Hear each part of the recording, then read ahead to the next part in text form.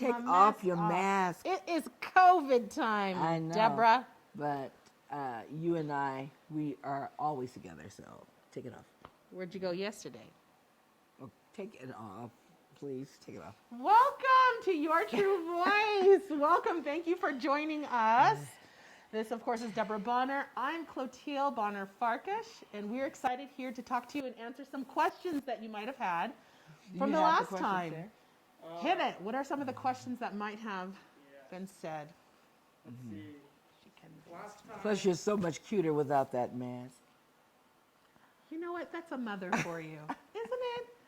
You're so much How is my prettier. baby? You're so much prettier Where's my when you man? smile. Where's your baby? He's fussing. Oh. He's changed. He took a tumble down the stairs Oh. the other day on the carpeted stairs, and now he's like, I'm like, calm down. Baby, it's just me. It's just mommy. So, what is the number one vocal tip for any beginner? Okay. I have it. Let me say first, because Okay. she gonna tell you, and then she gonna tell you all the science behind it. So I'm just gonna tell you, sing on your spoken voice. That is the tip. Don't try to do anything like someone else or be something and do something much harder than you are comfortable. Just sing on your spoken voice. That's it. Speak in pitch. Speak on pitch. You inhale and you exhale the words out. Mary had a little lamb. That's not the right tune. Mary had a little lamb. Little lamb, little lamb. Just, it's like That's the key. breathe and exhale on the spoken sound. Yes. What else? That was easy. That was really easy. It's that Oh, simple. It's that simple. Yes, that's correct singing. So, we've got another question And we're going to repeat his question because when he asks his question, they don't hear it. Oh, okay. So the question was, What is the what is the tip for a beginner singer? What is the tip that you can give for those who are just starting out to sing? And that's what we said. speaking in pitch? Sing on your spoken voice. Yeah. Yes. Thank you. Who was that from, by the way? let's see. I think we've lost the. That's That's all right. okay. That was a very good a very good question. And so, let's see. I would even say, while he's looking, I would even say, for a professional singer, what is the tip? What is the one thing that you would suggest? Sing, Speak in pitch. speak it in pitch, meaning speak it on the melody, and on the exhale, on the spoken sound, on your spoken voice. That's going to correct a lot of your vocal problems, believe it or not. All right. Now we've got a question. How much of singing is talent and how much of singing is training? How much of talent? Ooh, this is a good question. Who's that from? How much of singing is talent and How much of is singing? training? How much of singing is talent and how much Who is asked training? that question? Bradford Smith. Yes, Bradford. Goodness gracious. There are born singers, right? I'm one. Hi. I'm a born singer. It just was in my blood. I came out with a glorious sound. But I'm kidding. But It's true. there are those. I mean, should we tell them about how I was born? Should we tell them about Why what was not? written in the stars? Yeah, go ahead. See, there's 8 of us in the family, and all of us sing. But when I was a child, when I was a baby, I'm the 4th of the 8 children. I almost died from spinal meningitis. And in a mother's prayer to save my life, what was your promise to the Lord that you said? Well, the Spirit told me to be a good mom and sing. And in return, That Clotilde will be the real singer in the family. oh my word. Now, the doctors did not expect her to live at all. They said if she did live, she would be brain damaged. Maybe that's still brain damaged, or and Was it- or she wouldn't be able to hear. hear. So Yeah. I promised the Lord that I would be a good mom. And she sing. has fulfilled her promise. I Oh. mean, if have you listened to The Garden? Michael McLean's The Garden. She's the old olive tree. It's the gift to all humanity. It's beautiful. She has fulfilled that promise. In return, I have a voice. Anyway, she but- survived, and right after that, she started getting better and better and better and better and better. Okay. Until she was totally recovered. Anyway, that was more for your entertainment Okay, of but it yes, all. that and that's genetic. Yes, but There are people who have coordinated vocal cords. The muscles in the throat are coordinated, born that way. Mm-hmm. Those are your born singers. Does that mean that they can't get better with training? Yes, they can get better. Mm-hmm. But most of your pop singers today have never taken voice lessons, isn't that something? especially 20 years ago on back. Mm-hmm. You know, they were great singers. Yeah. So yeah, And then I have but to training, say, but let me say, Yeah. a person who's a non-singer with Can- training can can be surpass a better than natural. the natural singer. That's true. With training. Okay, and I have witnessed that. Oh, I have. I have many times. many times, and it is exciting. And it's like, what? Because all it is are muscles. You are training muscles to coordinate, right? And it's like you see the forgive me, but you see like the pipsqueak at like in high school, right? And he's trying to like try out for the football team, and he has no shot. And then fast forward 4 years after college, and he's this beefcake that's just like totally turned his life around. And he trained his muscles, he went on his diet or whichever, and he surpassed all the high school football jocks. You know what I mean? It's like that in some essence. And there was one boy who I remember, I'll just say his first name, Bryson. Okay. Bryson wasn't the best singer of the Young Ambassador group that I used to be a part of. At BYU. Oh, you know what? He was good though. He was good, but there were some who were just the natural. He would work every day on his voice, like at least 2 hours a day. I mean, he was serious about it. And by the time we graduated, he could sing anything. He was so good. One of my favorite singers. And you remember Keegan? Mm-hmm. Keegan was what you would call maybe tone deaf. Mm-hmm. Keegan, couldn't really hear the pitch, he thought, and he couldn't put his voice where it needed to be. We should do a whole thing just on tone deaf people. And is tone deaf a real thing? Yes or no?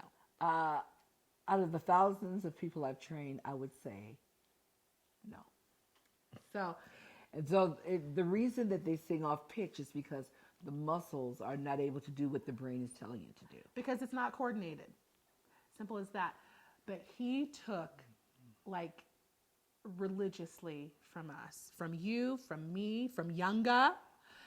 And he went on, and he was like in junior high, he went on to be the lead in his high school musicals. Oh my gosh, his voice, it was just impeccable. And he had better pitch than most people. He like knew exactly where to go. You know what I mean? Like the muscles were trained so that he knew exactly where to put it. There's one individual, but that was early in my teaching, and so I'm thinking that probably I just didn't have the tools at the time, even though, well, to realize and understanding to realize that there's no such thing as tone deaf, because I really thought he was tone deaf, and I trained him for about 2 years. This guy, he had all kinds of vocal problems on top of it. He was like 17 in high school, and I taught him for 3 years and trained him. And then I learned this method from Seth Riggs, which brought his vocal cords together more quickly. And So you had him before you even started. Oh, wow. And now this gentleman is considered one of the top voice teachers in the world. Woo! He became Seth Riggs' protege. When Seth traveled all over the world, or he would go with Seth.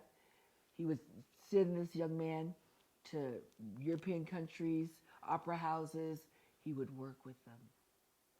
It's amazing. And he was tone deaf. And I even asked him once, I said, how is it that you're able to teach voice and you can't even hear? I said that to him. That was before he probably realized that maybe he wasn't even tone deaf then. He said, what I do is I put their voice on my voice. And you know, Deborah, I had every vocal problem in the world. So I'm able to fix their voice by putting their voice on my voice. Now that's a whole method in itself. And I don't want to say his name yet. Don't say his name. Because I don't know whether he wants anybody to know that he was at one point and now surpassed really everyone. Yes. Oh, wow. But we sure love him. And what a wonderful, wonderful story that is. He's like a son to me. Any other questions that might have come up? Yeah, or we've got a question from Josh that says, how do you Hey, overcome Josh. the fear of singing in front of people? How do you what now? overcome the fear of singing in front of people? Oh, I got that one too. She has all the answers. Well, I've been doing it for over 50 years, right? Oh, my goodness. Yeah, the reason why people have fear is because they're insecure. They don't know what their voice is going to do. Oh. Their voice may be inconsistent. They don't know that they've got a good voice. You know, it's insecurity, right? Wow. I never even thought about So this is just from experience, knowing this. Training in our method, your True Voice program, and you can look online, yourtruevoice.com. In training their voice, their muscles begin to do what they're meant to do, and they're able to sing the notes that they hear with confidence. And and their voice is better and stronger and gets stronger. So that eliminates the fear. And the insecurity. I have to applaud you on that answer. I never thought about that. But you know that happens, right? Yes, and I have been shaken in my booties before, like, it's because I wasn't certain. I was insecure about how I would be able to articulate my songs vocally. Did I have the strength? And I was like, being prepared. But I mean, there's stage fright with that. But I tell you, when I know a song, when I know, I got this, it's an excitement. It's not a fear. And it's in training your voice is going to be more consistent. And if your voice is consistent, you know that when you open your mouth, it's going to happen. Mm-hmm. Every time you open your mouth, it's going to be there. Oh, that gives you your confidence. Ooh, gosh, you are awesome. Well, I am. You know, she doesn't realize that I pump her up. She thinks I'm her arch nemesis, but I'm not. No. I'm her number one fan. Oh, that's so nice.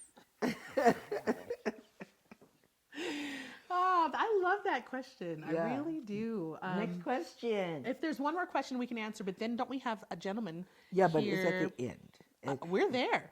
We are? We're 15 minutes in, I think. Well, but he's going to only have like 5 minutes. Oh, okay. Okay. So then, let's see.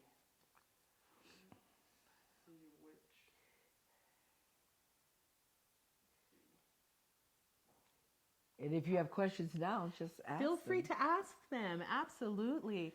You know, I was thinking about my time in college because I was an acting major. I thought, let me go into something because I love the arts. I've always sung. Like I told you, I was destined to be a singer. So I didn't feel like I wanted... She's a great singer. She's really awesome. You should have heard her at 4. Oh, stop, She Mom. was singing, and I'm telling you, I'm not going. That's because I would mimic after you. You'd be like, and I am telling you. And then I would just sing what she would sing. Yeah, and her voice is bigger than mine. Anyway, but I had so much fear singing and acting together that I didn't know. And it was almost stifling. And there are some exercises that we do in this method to really help you, not vocal exercises, but like nervous system exercises. Calm the nervous system To calm down. the nervous system and allow you to surpass that and have complete control. Okay, let me show you. Let's do it. A little bit of it. Oh, what's For the, it called? So it's called training routines. TRs. Yeah, TRs. And I do, like if I have a voice class, I do this with my class, or if I have productions, I do it with my We productions. do in the productions. And it Because honestly clears the nervous system. When I taught in Vegas, I work with a lot of professionals on the Strip. And so a lot of them did this exercise, and that's where I learned it from. that's amazing. So the first step one, you face your partner. You find a partner. You face your partner and close your eyes until your nervous system is totally calm. It may take you 2 or 3 minutes, but you're gonna you can't, but you cannot. You want to fidget because you have to be completely still You have to be completely still. and just breathe. Yeah, and just be there. And you got to be as comfortable as you are in your own bedroom, in your bed. So, and then number two. Number 2 is once you are totally calm, as if you are in your own bedroom, aware that you have someone in front of you, and calm with your eyes closed, you open your eyes. And you just face them. And so those nervous jitters will come again.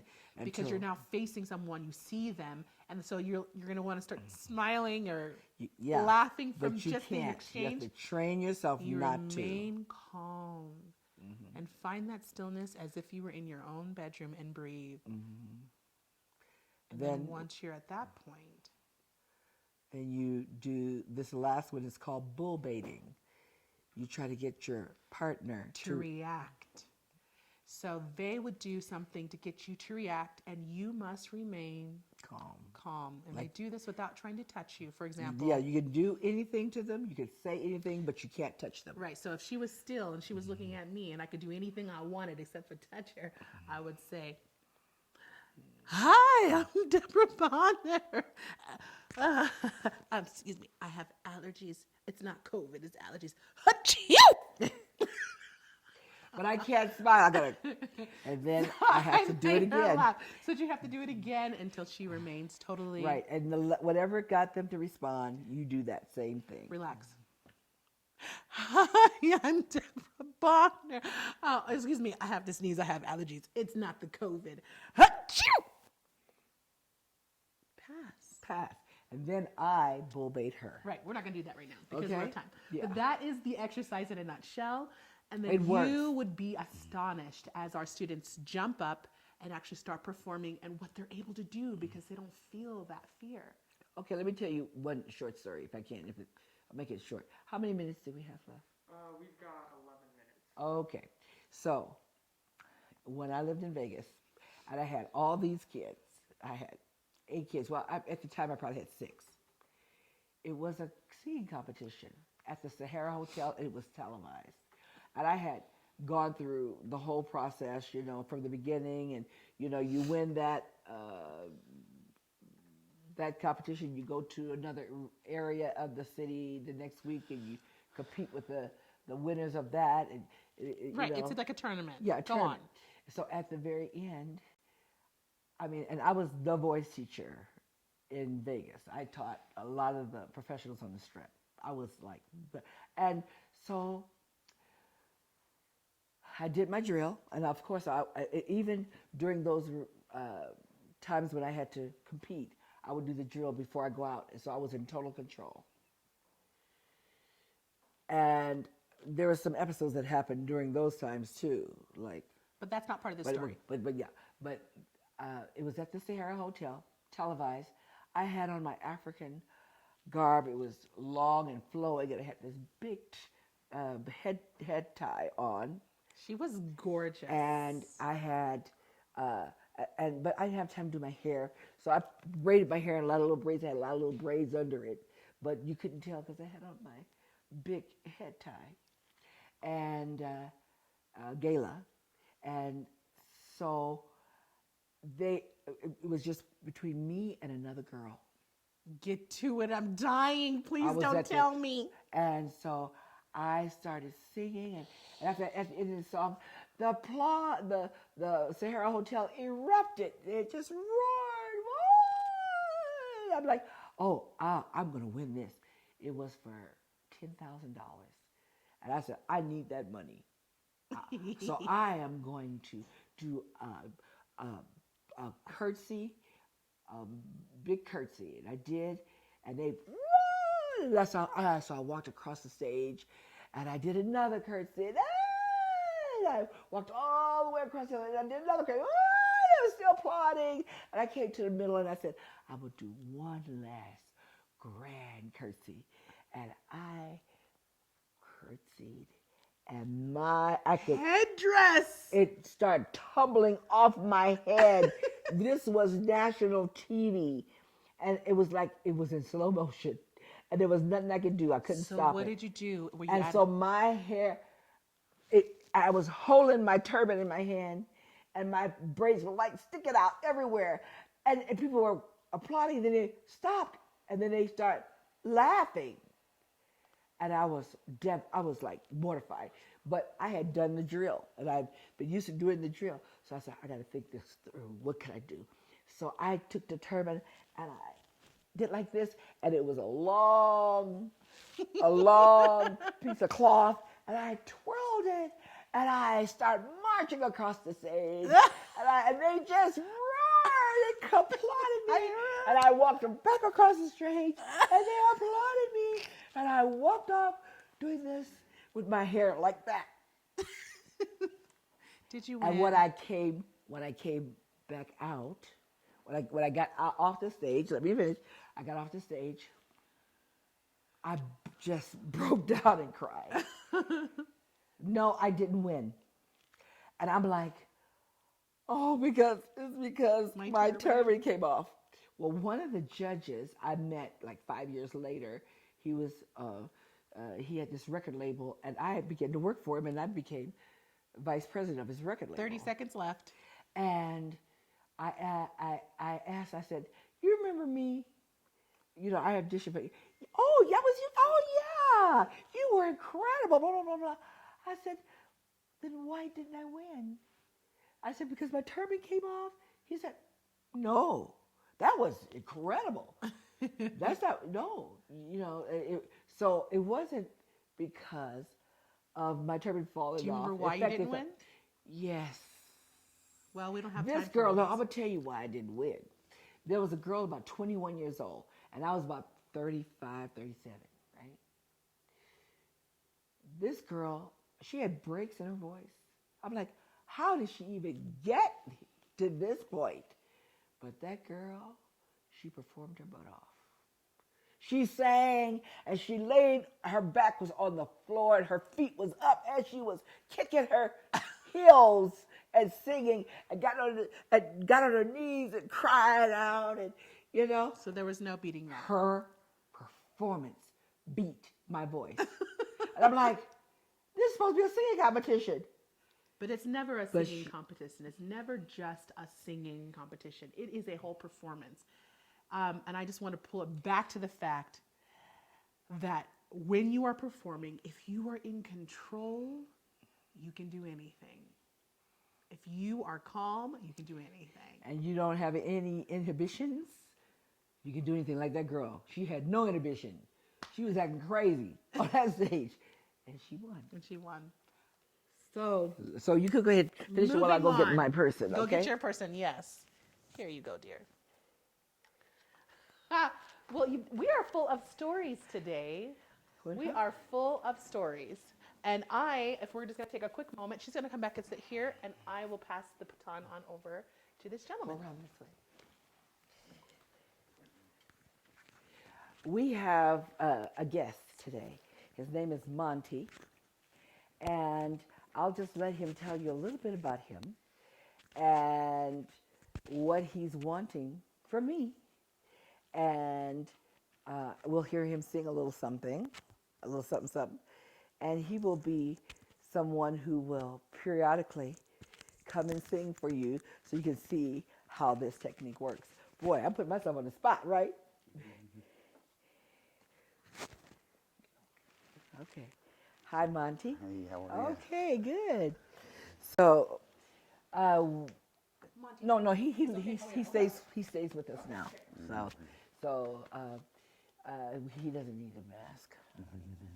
Okay, so every now and then I take people in to train them. And so they fly. Sometimes they fly from another city or another state to be trained. And so, why don't you just tell us a little bit about you and what your desire is, and just tell us about you. I've always loved music. It's like therapy to me. It calms me down because I'm kind of high strung. And just, I think it'd be good to be able to help others through music and to really show what I'm worth, like what's inside of me. Because I've been through a lot, and I know that through that all, it comes throughout my voice and my passion. And so, yeah. Do you mind even telling them how you've come to me and what your desires? Because I'm a transformational vocal coach, so they're going to see a transformation in you. So I want you to, as much as you want to share about your life, yourself, and what it is you want to do. I'm I'm the youngest of 9 kids. I was a baby. I hated hearing that. But we grew up pretty poor. I always thought we were the richest family because we had so much love in our house. But when I got to junior high, I realized I was poor, you know. And so, but yeah, we grew up riding bulls, rodeos, and different things, and just trying to fit in, you know. And I never really did anything I wanted to do. I always tried to fit in the crowd and be part of the mold. And I'm finally starting to realize that this is what I want to do. This is my passion. Every time I came here with my girlfriend, I just got goosebumps and chills. This is where I need to be. His girlfriend takes voice lessons, in the voice class. And so it's just where I need to be, I think, and I'm excited. And so you're trying to find your voice. yeah, I'm trying to find my voice. His true voice. If that's, Okay. It might be scary for some of you guys. It's scary for me too. Okay. So what I heard him sing, he's got a really, really fine instrument, but he tends to not sing on pitch, or it's hard for him to find the pitch. So we're going to have to train that voice and really see who he is. He was singing country music, and he was singing like those bass country songs where they go way down and up, you know? And so I'm just going to have him just sing a phrase or something. Maybe something you sang for me before, just to show me your voice. Let's see. God, I'm down here. Oh, no, he's already there. God, I'm down here on my knees because it's the last place left to fall. Begging for another chance, if there's any chance at all. No, Oh, sing okay, a song. No. Gosh, it's What did you sing for me the other day? It's hard. I'm so used to having to hear the music. Oh. So, acapella is still one of not my strong points. Okay, well, pull up your song. Pull up a song. real quick. Yeah. My phone will work up here. And because what he was doing right then, he was just really talking. And I heard a little deviation in pitch. So he was really doing it correctly. But let's see if he can sing what he's hearing. Does your phone work here? Yeah. Oh, my phone. You got your phone, Chloe? No. You see my phone in there? Mine doesn't have service up here. What do you know, Mary? Do you know Mary Had a Little Lamb? Yeah. Okay, just sing Mary Had a Little Lamb. Mary had a little lamb, little lamb, little lamb. Mary had a little lamb. Her fleece was white as snow. Okay. That he wasn't really singing it on pitch. Okay, try it a little bit higher. Mary, Mary, Mary had a little lamb, little lamb, little lamb. Mary had a little lamb, her fleece was white as snow. Okay, that was a little better. But we are going to work with that. Okay, Okay? awesome. So, Monty, I'm so happy that you're a part of the family now because you're staying with us as you are going to be in training. Awesome. Okay. Thank you so much. Okay. So, Coach, you want to come say goodbye to everybody? Bye. Bye. We'll see you later.